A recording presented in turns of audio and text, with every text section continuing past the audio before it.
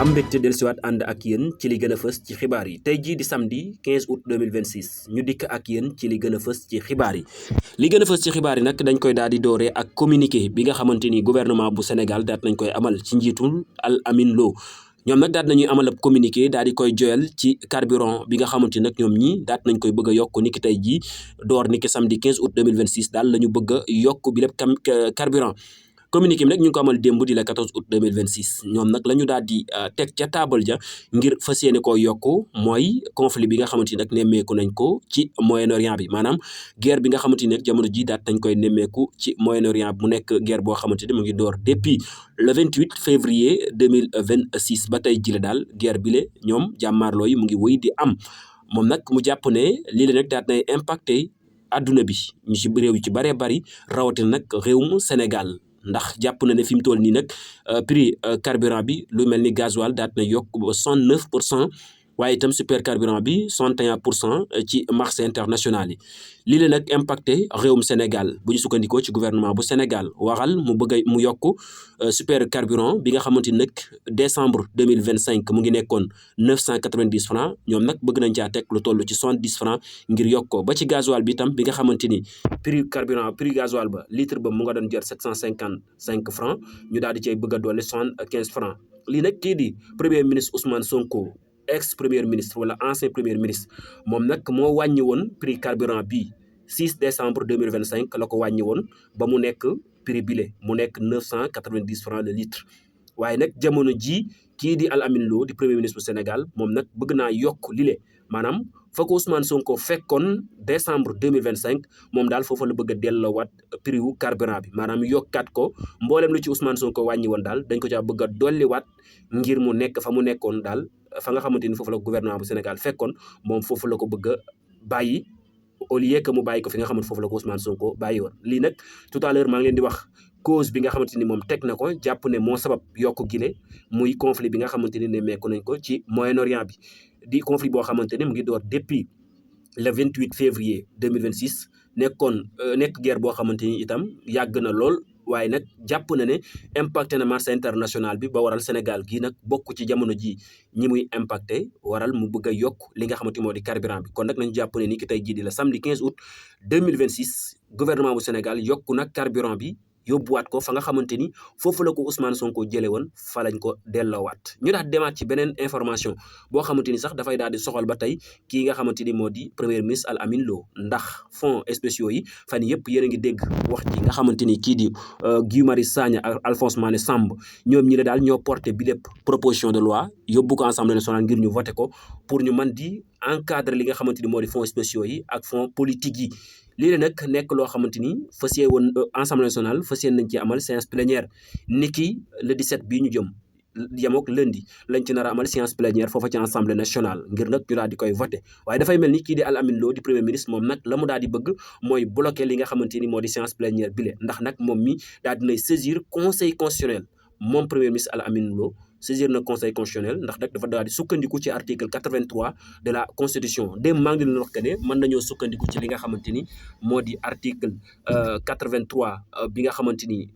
dafay daal di bloqué vote bi moom nag ci la daal di sukkandiku ngir saisir li nga xam moo di conseil constitutionnel kon nag jàpp nañ ne jamono ji pour sage yi mën cee prononcé wu faaw ñu daal di jël disposition wu contesté li nga xam moo di proposition de loi bi waaye itam sage yi dañuy daal di suspendre li nga xamante ni moo di séance plénière bi sur la texte jamono ji ba décision conseil constitutionnel daal di génn li leen nag kii di Guy Marius Sagna moom itam daal dinay dellusiwaat ci proposition de loi bi nga xamante ni daal di woon na koy porté moom nag la mu ca daal di dénoncé mooy nag lii 6 amendements yi nga xamante ni gouvernement bi dañ koo indi woon mu nekk ay amendement yoo xam moom jàpp na lii daal dëppoowut ak promesse campagne bi nga xamante ni ñoom defal nañ ko loolu moo tax ñu daal di rejeté 6 amendements yëpp yi nga xamante ni gouvernement bi indi woon na ko parce que nag jàpp nañ ne amendement yi nga xamante ni gouvernement bi indi na ko ci njiitul maître Moussa Sarr di ministre garde des Sceaux moom jàpp na ne amendement yi daal bokkutoon ci suñu ay promesse de campagne suñu ko appliqué daal dañuy wor li nga xamante ni moom la ñu waxoon askanu Sénégal ba tey moom itam li mu ca bëgg mooy bëggul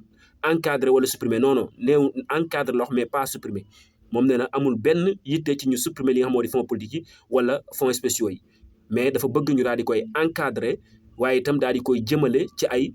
jëmalin yu mucc ayib maam réserver ko li nga xam moo di sécurité la défense waaye itam intégrité territoriale moom daal loolu la jàpp ne fii la fonds politique yi ak fonds spéciaux yi war a jëm mu nekk loo xamante ni moom mi fonds spéciaux yi fii la war a jëm moom loolu la daal di xamle moom mii di Guy Marius Sagna waaye itam lile du tee ñu koy daal di contrôler teg ci ay gët ci ab sous commission boo xamante ni ay député assermenté ñoo koy contrôler maanaam ay député assermenté mooy député yoo xam dañoo neutre maandu ñoom ñooy contrôler sous commission yi nga xamante ni daal moo soxal li nga xamante ni moo di fonds spéciaux yi le kon ñu jàpp ne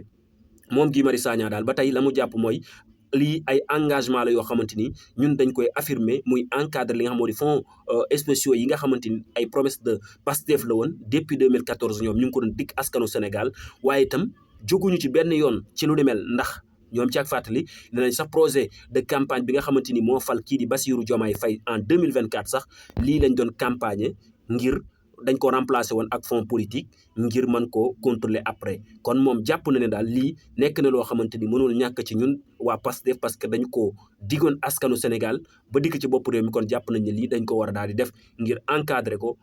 tuddee ko fonds politique ak lu mu ci mën di doon wala fonds spéciaux lu mu ci mën di doon moom jàpp ne dañ ko war a contrôler waaye itam ñu réserver ko li nga xam moo di sécurité la défense ak intégrité territoriale moom jàpp na ne lii fii la war a jëm lu dul loolu itam ñoom danañu amal ay sous commission yoo xamante ni ay député yu assermenté la ñoom ñoo koy daal di contrôler ngir nag yëf yi nekk loo xamante ni dafay am transparence bi la nekk moo waral ñoom ñu daal di ci ay taxaw ngir jàpp ne daal promesse de campagne la boo xamante ni mënuñu ko moom nag yemul foofu ndax mu ngay annoncé waat yeneen nouvelle proposition de loi yoo xamante ni daal moom mii di